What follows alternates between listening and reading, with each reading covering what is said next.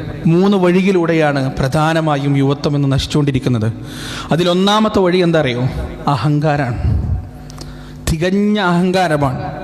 ആ അഹങ്കാരം അവർക്ക് പഠിപ്പിച്ചു കൊടുക്കുന്നത് സിനിമകളും മീഡിയകളുമാണ്.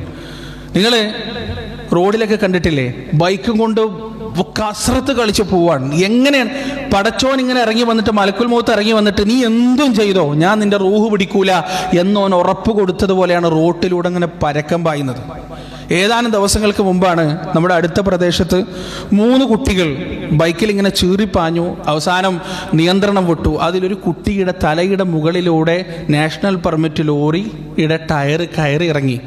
എന്നിട്ട് റോഡിൽ നിന്ന് ഇങ്ങനെ വടിച്ചിട്ടാണ് തലച്ചോറിങ്ങനെ എടുത്തത്. അത് കണ്ടു നിൽക്കുകയാണ് മനുഷ്യന്മാർ.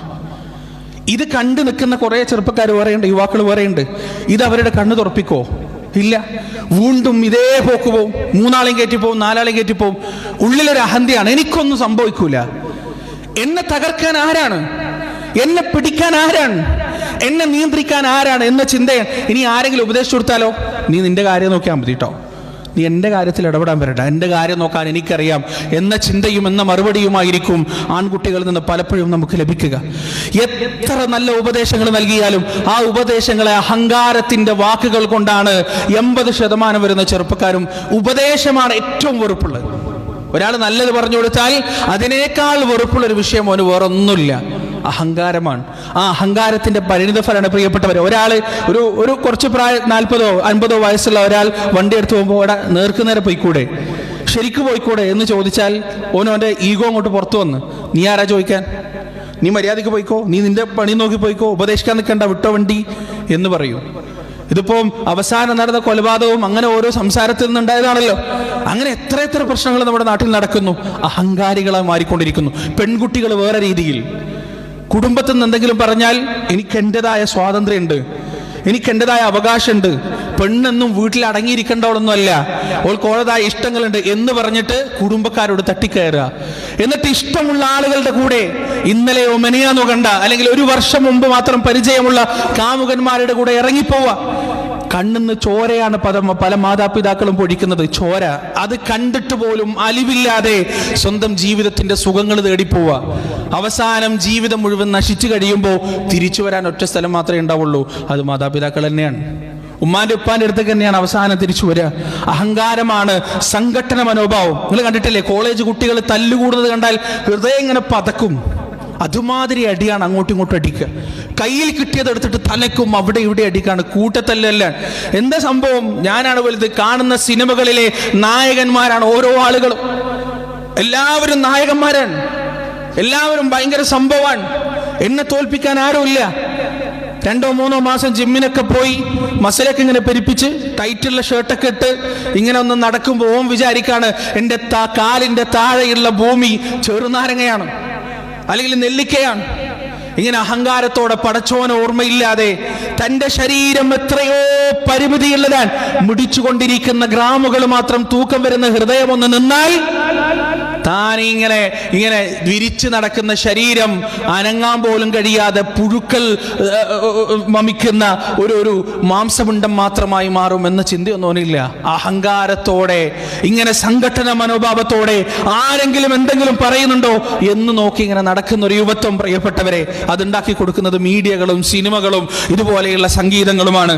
രണ്ടാമതായി നമ്മുടെ യുവാക്കൾ നശിക്കുന്നത് അശ്ലീലതകളിലൂടെയാണ്, വൃത്തികേടുകളിലൂടെയാണ്. ആ വൃത്തികേടുകൾ സപ്പോർട്ട് ചെയ്യാൻ ചില രാഷ്ട്രീയ പാർട്ടികൾ മുന്നോട്ട് വന്നിരിക്കാൻ. എന്തുമാവാം, ആണും തമ്മിലുള്ള ലൈംഗികത, പെണ്ണും തമ്മിലുള്ള ലൈംഗികത, അല്ലെങ്കിൽ നിങ്ങളുടെ മനസ്സിൽ തോന്നുന്നത് എന്താണോ അതെല്ലാം ചെയ്യാനുള്ള സർട്ടിഫിക്കറ്റ് നിങ്ങൾക്കുണ്ട്, അതെല്ലാം ചെയ്യാനുള്ള അംഗീകാരം നിങ്ങൾക്കുണ്ട്. നിങ്ങളുടെ മുകളിൽ ഒരു നിയന്ത്രണങ്ങളുമില്ല. ആരാണ് നിങ്ങളെ നിയന്ത്രിക്കുന്നത്? ആരാണ് നിങ്ങളുടെ ഇഷ്ടങ്ങൾക്ക് കൂച്ചുവലങ്ങിടുന്നത്? അതൊന്നും നിങ്ങൾ മൈൻഡ് ചെയ്യേണ്ട കാര്യമില്ല എന്നവരെ പറഞ്ഞു പഠിപ്പിക്കുന്ന രാഷ്ട്രീയ പാർട്ടികൾ. എന്നിട്ട് അശ്ലീലതകളിൽ നിന്ന് അശ്ലീലതകളിലേക്ക് വൃത്തികേടുകൾ കാണുന്നതും അത് പ്രചരിപ്പിക്കുന്നതും ആരോഗ്യത്തിന് നല്ലതാണ്, കെട്ടുറപ്പുള്ള സമുദായത്തിന് ആവശ്യമാണ് എന്നെല്ലാമുള്ള കാര്യങ്ങൾ നമ്മുടെ യുവാക്കളെ പഠിപ്പിച്ചുകൊണ്ടിരിക്കാൻ അവസാനം സ്വന്തം ഉമ്മയെയും പെങ്ങളെയും കണ്ടാൽ പോലും തിരിച്ചറിയാത്ത ഇരുകാലി മൃഗങ്ങളെ സൃഷ്ടിക്കുകയാണ് ഇത്തരത്തിലുള്ള പ്രവണതകളിലൂടെ ചെയ്യുന്നത്. മൂന്നാമത്തെ കാര്യം, പ്രിയപ്പെട്ടവരെ, ലഹരിയാണ്. ലഹരി കാരണം എത്രയോ മരണങ്ങൾ. പരിശുദ്ധ ഖുർആൻ പറഞ്ഞതാണ്. ഖുർആൻ ഒറ്റയടിക്ക് കള്ള് നിരോധിച്ചിട്ട് ലഹരി നിരോധിച്ചിട്ടില്ലല്ലോ. ഒന്നാമത്തെ നിരോധനത്തിന്റെ ആയത്ത് എന്താ അറിയോ? യസ്അലൂനക അനിൽ ഖംറി വൽ മൈസിർ ഖുൽ ഫീഹിമാ ഇസ്മുൻ കബീർ വമനാഫിഉ ലിന്നാസ് വഇസ്മുഹുമാ അക്ബറു മിൻ നഫഇഹിമാ. ഖുർആൻ പറഞ്ഞത് വളരെ സത്യമാണ്. അവർ നിന്നോട് കള്ളിനെ കുറിച്ച് ചോദിച്ചുകൊണ്ടിരിക്കുന്നു. ആ രണ്ട് കള്ളിൽ വലിയ ഉപദ്രവമുണ്ട് ആളുകൾക്ക്, എന്നാൽ അതിൽ ഉപകാരവുമുണ്ട്. വഇസ്മുഹുമാ അക്ബറു മിൻ നഫഇഹിമാ. പക്ഷേ അതിലെ ഉപകാരം അതിന്റെ ഉപദ്രവത്തെക്കാൾ എത്രയോ ചെറുതാണ്. അതിലെ ഉപദ്രവമാണ് വലുത്. നമ്മുടെ നാട്ടിലുള്ള പല സംഘടനകളും ബാറുകൾ പൂട്ടുമ്പോൾ സമരത്തിനിറങ്ങാറുണ്ട്, മദ്യനിരോധനം വരുമ്പോൾ സമരത്തിനിറങ്ങാറുണ്ട്. എന്താ പറയാറ്? അതിന് കാരണമായിട്ട് കുറേ ആളുകൾക്ക് ജോലി നഷ്ടപ്പെടും, കുറേ ആളുകൾക്ക് പണി നഷ്ടപ്പെടും, കുടുംബം നോക്കാൻ കഴിയാതാവും. ഒരു സ്ഥലത്തൊരു ബാറ് വന്നു കഴിഞ്ഞാൽ 10ഓ 20ഓ ആളുകൾക്ക് ഒരുപക്ഷെ ജോലി ലഭിക്കുമായിരിക്കും.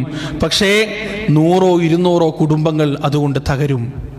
100ഓ 200ഓ കുടുംബങ്ങൾ അതുകൊണ്ട് തകരും. അതുകൊണ്ടാണ് ഖുർആൻ പറഞ്ഞത് വഇസ്മുഹുമാ അക്ബറു മിൻ നഫഇഹിമാ. അതിന്റെ ദൂഷ്യഫലം എന്ന് പറയുന്നത് അതിന്റെ ഉപകാരത്തെക്കാൾ എത്രയോ വലുതാണ്. ഘട്ടം ഘട്ടമായിട്ടാണ് ലഹരിയെ ഇസ്ലാം പൂർണ്ണമായും ഉന്മൂലനം ചെയ്തത്. ആ ഇസ്ലാമിക രീതി തന്നെ അനുവർത്തിച്ചാൽ മാത്രം മതിയാകും പ്രിയപ്പെട്ടവരെ ആ ലഹരി എന്ന മഹാ അപകടത്തിൽ നിന്ന് നമ്മുടെ നാട്ടിലെ യുവാക്കളെ രക്ഷിക്കാൻ. പ്രിയപ്പെട്ടവരെ, ഏറ്റവും അവസാനമായി പ്രധാനമായി നമ്മൾ മനസ്സിലാക്കേണ്ടത് ആ മഹാവഞ്ചകനെ കുറിച്ച്, ആ ചതിയനെ കുറിച്ച്, മനുഷ്യവംശത്തെ മുഴുവൻ നരകത്തിലേക്ക് എത്തിക്കാൻ സദാ കിണഞ്ഞ് ശ്രമിച്ചുകൊണ്ടിരിക്കുന്ന ആ മഹാവഞ്ചകനെ കുറിച്ചുള്ള ഒരു അവബോധം നമ്മുടെ യുവ മനസ്സുകളിൽ ഉണ്ടാക്കി കൊടുക്കുക എന്നതാണ്. അള്ളാഹുവിന്റെ ഹൃദയംഗമമായ, ഹൃദയത്തെ ഭേദിക്കുന്ന എത്രയെത്ര ചോദ്യങ്ങളാണ് പരിശുദ്ധ ഖുർആനിലുള്ളത്.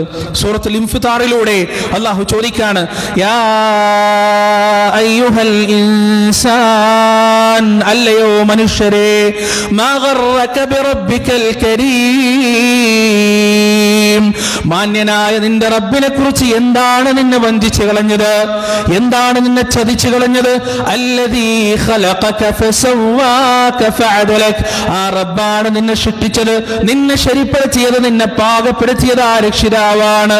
ഫീ ഐ സൂറത്തിൻ മാ ശാഅ റകബക, അവൻ ഉദ്ദേശിച്ച ഏതോ രീതിയിൽ അവൻ നിന്നെ സംവിധാനിക്കുകയും ചെയ്തിരിക്കുന്നു. കല്ലാ ബൽ തുകദ്ദിബൂന ബിദ്ദീൻ, എന്നാൽ നിങ്ങളിൽ വലിയൊരു വിഭാഗം ഈ മതത്തെ നിഷേധിച്ചു കൊണ്ടിരിക്കുകയാണ്. വഇന്ന അലൈക്കും ലഹാഫിദീൻ, എന്നാൽ അധർമ്മത്തിന്റെ തേരിലേറി സഞ്ചാരം നടത്തിക്കൊണ്ടിരിക്കുന്നവരെ നിങ്ങൾ അറിയുക, നിങ്ങളുടെ മേഖലയിൽ സംരക്ഷണം ഏർപ്പെടുത്തപ്പെട്ട ഒരു വിഭാഗത്തെ നാം നിശ്ചയിച്ചിട്ടുണ്ട്. കിറാമ കാതിബീൻ, മാന്യന്മാരായ എഴുത്തുകാരാണവർ. യഅലമൂന മാ തഫഅലൂൻ, നിങ്ങൾ പ്രവർത്തിക്കുന്നതെല്ലാം അവർ അറിഞ്ഞുകൊണ്ടിരിക്കുന്നു. രാത്രിയുടെ നിശബ്ദതയിൽ സമൂഹത്തിന്റെ കണ്ണ് വെട്ടിച്ചുകൊണ്ട് നിങ്ങൾ നടത്തിക്കൊണ്ടിരിക്കുന്ന വൃത്തികേടുകൾ, നിങ്ങൾ നടത്തിക്കൊണ്ടിരിക്കുന്ന ആഭാസങ്ങൾ, നിങ്ങൾ നടത്തിക്കൊണ്ടുന്ന അശ്ലീലതകൾ, അതെല്ലാം അവർ കൃത്യമായി രേഖപ്പെടുത്തി വെച്ചുകൊണ്ടിരിക്കുകയാണ്. വവുദിഅൽ കിതാബ് ഫതറൽ മുജ്രിമീന മുശ്ഫിഖീന മിമ്മാ ഫീഹി വയഖൂലൂന യാ വൈലതനാ മാ ലിഹാദൽ കിതാബ് ലാ യുഗാദിറു സഗീറതൻ വലാ കബീറതൻ ഇല്ലാ അഹ്സാഹാ, ചെറുതും വലുതുമായ ഒരു തെറ്റുപോലും വിട്ടുപോകാത്ത രൂപത്തിൽ അവർ മുഴുവൻ രേഖപ്പെടുത്തിക്കൊണ്ട് മാശറയിലെത്തുമ്പോൾ നിങ്ങളുടെ കൈകളിലേക്ക് ആ ഗ്രന്ഥം അങ്ങ് വെച്ചു തരുന്നതാണ്. ആ സമയത്ത് നിങ്ങൾ പറയും, മാ ലിഹാദൽ കിതാബ്, എന്തൊരത്ഭുതത്തിന്റെ ഗ്രന്ഥമാണ്, എന്തൊരത്ഭുതത്തിന്റെ ഗ്രന്ഥമാണ്. പ്രിയപ്പെട്ടവരെ, പരിശുദ്ധ ഖുർആനിൽ പല സ്ഥലങ്ങളിൽ അല്ലാഹു പറയുന്നുണ്ട്, വലാ തഗുറന്നകും ബില്ലാഹിൽ ഗറൂർ, അല്ലാഹുവിനെ കുറിച്ച് ആ മഹാവഞ്ചകൻ നിങ്ങളെ വഞ്ചിക്കാതിരിക്കട്ടെ.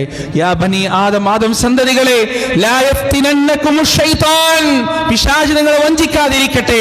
കമാ അഖ്റജ അബവൈകും മിനൽ ജന്ന, ഏതുപോലെ നിങ്ങളുടെ മാതാപിതാക്കളെ ചതിച്ചു വഞ്ചിച്ചുകൊണ്ട് സ്വർഗ്ഗത്തിൽ നിന്ന് അവൻ പുറത്താക്കിയതുപോലെ നിങ്ങളെയും അവൻ ചതിക്കാതിരിക്കട്ടെ, വഞ്ചിക്കാതിരിക്കട്ടെ എന്ന് അല്ലാഹു സുബ്ഹാനഹു വ തആല നമുക്ക് പറഞ്ഞു തരുന്നു. പ്രിയപ്പെട്ടവരെ, ഖുർആനിൽ ഒന്നിലധികം, രണ്ടിലധികം സ്ഥലങ്ങളിൽ ഇബ്ലീസും അല്ലാഹുവും തമ്മിൽ നടന്ന സംഭാഷണത്തെ കുറിച്ച് നമുക്ക് പറഞ്ഞു തരുന്നുണ്ട്. എന്തിനാണത്? ഒരു കഥ കേൾക്കുന്ന ലാഘവത്തിൽ അത് കേൾക്കാനല്ല, പതിയിരിക്കുന്നുണ്ട് ഓരോ സ്ഥലങ്ങളിലും നമുക്ക് വേണ്ടി അവൻ പ്രചോദനങ്ങളുടെയും പ്രലോഭനങ്ങളുടെയും രൂപത്തിൽ. അതുകൊണ്ട് ആ ഇബ്ലീസിനെ കുറിച്ചുള്ള, ആ ശൈത്താന്റെ ദുർബോധനത്തെ കുറിച്ചുള്ള അവബോധം നമ്മുടെ നമ്മുടെ യുവഹൃദയങ്ങളിൽ യുവ മനസ്സുകളിൽ ഉണ്ടാക്കി കൊടുക്കുക. അതുപോലെ തന്നെ പ്രിയപ്പെട്ടവരെ, വളരെ പ്രധാനപ്പെട്ട ഒരു കാര്യം ഞാൻ പല ഖുതുബകളിലും മുമ്പും സൂചിപ്പിച്ചതാണ്. രാവിലെയും വൈകുന്നേരവുമുള്ള അദ്കാറുകൾ നിങ്ങൾ ഒരിക്കലും പാഴാക്കരുത്. അത് വലിയ സംരക്ഷണമാണ്. ഇത്തരത്തിലുള്ള സംഘട്ടനങ്ങളിൽ നിന്നും ഇത്തരത്തിലുള്ള പ്രശ്നങ്ങളിൽ നിന്നും നമ്മുടെ സ്വന്തത്തെയും ഹൃദയത്തെയും നിയന്ത്രിച്ച് പടച്ചവൻ കൊണ്ടുപോകും. അപകടങ്ങളിൽ നിന്ന് അല്ലാഹു നമ്മെ സംരക്ഷിക്കും. അത് തീർച്ചയാണ്. ഈ കൂട്ടത്തിലിരിക്കുന്ന ആളുകളിൽ അദ്കാർ കൃത്യമായി ചൊല്ലുന്നവരുണ്ട്. അവരോട് നിങ്ങൾ ചോദിച്ചു നോക്കുക, എന്താണ് അതിൻ്റെ ഫലം? എത്രത്തോളം ജീവിതത്തിൽ അത് സമാധാനം നൽകുന്നുണ്ട്? പ്രിയപ്പെട്ടവരെ, അപകടങ്ങൾ നമ്മുടെ ചുറ്റിലും എപ്പോഴും പതിയിരിക്കുന്നുണ്ട്. ആ അപകടങ്ങളിൽ നിന്ന് നമ്മെ അല്ലാഹു സംരക്ഷിക്കണമെങ്കിൽ അദ്കാറുകൾ കൃത്യമാക്കണം. അല്ലെങ്കിൽ അപകടങ്ങളിൽ നമ്മൾ അങ്ങോട്ട് പോയി ചാടും. ആവശ്യമില്ലാത്ത കാര്യങ്ങളിൽ പോയി ഇടപെടാൻ നമുക്ക് തോന്നും. ആവശ്യമില്ലാത്ത സംസാരങ്ങൾ നടത്താൻ നമുക്ക് തോന്നും. അവസാനം അടിപിടിയാവും, കുഴപ്പാവും. ഈ വാക്ക് തർക്കത്തിൻ്റെയും സംഘടനകളുടെയും ഇടയിൽ മരിച്ചു പോവുക എന്നാൽ ഒരുപക്ഷെ നമ്മുടെ വായിൽ നിന്ന് അവസാനമായി വരുന്ന വാക്ക് വല്ല തെറിയുമായിരിക്കും. അതുകൊണ്ട് അത്തരത്തിലുള്ള ഒരു മരണം, അങ്ങനെയുള്ള മരണത്തിൽ നിന്ന് അല്ലാഹുവിനോട് നമ്മൾ കാവലിനെ തേടണം. അദ്കാറുകൾ കൃത്യമായി പാലിക്കുകയും വേണം. സ്വന്തത്തെ നിയന്ത്രിക്കാൻ നമുക്ക് കഴിയണം. നമ്മെ കാത്ത് നമ്മുടെ കുടുംബമുണ്ട്, വീട്ടിൽ നമ്മുടെ മക്കളുണ്ട്, നമ്മുടെ ഭാര്യയുണ്ട്, നമ്മുടെ ഉമ്മയുണ്ട്. ആരോടെങ്കിലും എവിടെയെങ്കിലും പോയി ചെറുതായിട്ടൊന്ന് ജയിച്ചാൽ ഒന്നും നമുക്ക് കിട്ടാൻ പോകുന്നില്ല. ഒരു നേട്ടവും ഇല്ല. നേരെ മറിച്ച് കുറച്ചൊന്ന് താണുകൊടുത്ത് തോറ്റുകൊടുത്ത് വിട്ടുവീഴ്ച ചെയ്താൽ സമാധാനത്തോടെ നമ്മുടെ വീടുകൾ നമുക്ക് പ്രാപിക്കാൻ കഴിയും. നമ്മുടെ മക്കളെ നമുക്ക് അണച്ചു ചേർക്കാൻ കഴിയും. നമ്മുടെ മക്കൾ നാളെ സമൂഹത്തിൻ്റെ ഒരു ബാധ്യതയാവില്ല, കുടുംബക്കാർക്കൊരു ബാധ്യതയാവില്ല. അതുകൊണ്ട് ശ്രദ്ധിക്കുക, വിട്ടുവീഴ്ച നൽകുക, മാപ്പ് നൽകുക, ശാന്ത സ്വഭാവക്കാരാവുക, സമാധാനത്തോടെ നടക്കുന്നവരാവുക. സമാധാനത്തോടെ നടക്കുന്നവരാണ് അള്ളാഹുവിൻ്റെ ഇബാദുർ റഹ്മാൻ എന്ന് പരിശുദ്ധ ഖുർആനിൽ പടച്ചോൻ പഠിപ്പിച്ചിട്ടുണ്ട്. അങ്ങനെയുള്ള സ്വഭാവത്തിൻ്റെ ഉടമകളാവുക. റബ്ബ് സുബ്ഹാനഹു വ തആല അതിന് നമുക്ക് തൗഫീഖ് നൽകുമാറാകട്ടെ. നാദാ, ശാന്തിയുടെയും സമാധാനത്തിൻ്റെയും സമചിത്തതയുടെയും ആളുകളാക്കി ഞങ്ങളെ നീ പരിവർത്തിപ്പിക്കണേ റബ്ബേ. ആവശ്യമില്ലാത്ത പ്രശ്നങ്ങളിൽ പോയി തലയിട്ട് സമൂഹത്തിനും കുടുംബത്തിനും നഷ്ടമുണ്ടാക്കുന്നവരുടെ കൂട്ടത്തിൽ ഞങ്ങളെ നീ ഉൾപ്പെടുത്തല്ലേ നാദാ. അല്ലാഹുവേ, വഴിയരികുകളിൽ പതിഞ്ഞിരിക്കുന്ന അപകടങ്ങളിൽ നിന്ന് ഞങ്ങളെയും ഞങ്ങളുടെ കുടുംബത്തെയും നീ കാത്തു സംരക്ഷിക്കണേ നാഥ. നശിച്ചുകൊണ്ടിരിക്കുന്ന പിശാചിൻ്റെ പിടിയിൽ വീണുകൊണ്ടിരിക്കുന്ന വലയിൽ വീണുകൊണ്ടിരിക്കുന്ന യൗവനത്തെ നീ ശുദ്ധീകരിക്കണേ നാഥ. അവരെ നാടിനൊരു മുതൽക്കൂട്ടാകുന്ന വിധം നീ പരിവർത്തിപ്പിക്കണേ റബ്ബേ. അവരുടെ ഹൃദയങ്ങളിലേക്ക് ഈമാനിൻ്റെയും ധാർമ്മികതയുടെയും വെളിച്ചം നീ ഇട്ടുകൊടുക്കണേ നാഥ. മരണം വരെ നിന്നെ അനുസരിച്ച് ജീവിക്കുന്നവരുടെ കൂട്ടത്തിൽ ഞങ്ങളെയും ഞങ്ങളുടെ മാതാപിതാക്കളെയും ഞങ്ങളുടെ മക്കളെയും നീ ഉൾപ്പെടുത്തണേ നാഥ. ജീവിതത്തിൽ ഒരു നിമിഷം പോലും പിശാചിൻ്റെ ചതിയിൽ പെടുന്ന അവസ്ഥ ഞങ്ങൾക്ക് നീ ഉണ്ടാക്കല്ലേ റബ്ബേ. അല്ലാഹുമ്മ ഗ്ഫിർ ലിൽ മുഅ്മിനീന വൽ മുഅ്മിനാത്ത് വൽ മുസ്ലിമീന വൽ മുസ്ലിമാത്ത് അൽ അഹ്യാഇ മിൻഹും വൽ അംവാത്ത് ഇന്നക മുജീബു ദഅവാതി യാ ഖാദിയൽ ഹാജാത്ത്. റബ്ബനാ ളലംനാ അൻഫുസനാ വ ഇൻ ലം തഗ്ഫിർ ലനാ വ തർഹംനാ ലനകൂനന്ന മിനൽ ഖാസിരീൻ. റബ്ബനാ ആതിനാ ഫിദ് ദുനിയ ഹസനഹ വഫിൽ ആഖിറതി ഹസനത വഖിനാ അദാബൻ നാർ. റബ്ബനാ തഖബ്ബൽ മിന്നാ ഇന്നക അൻതസ് സമീഉൽ അലീം വതുബ് അലൈനാ ഇന്നക അൻത തവ്വാബുർ റഹീം. വസല്ലല്ലാഹു അലാ നബിയിനാ മുഹമ്മദ് വഅലാ ആലിഹി വഅസ്ഹാബിഹി വമൻ തബിഅഹും ബിഇഹ്സാനിൻ ഇലാ യൗമിദ്ദീൻ.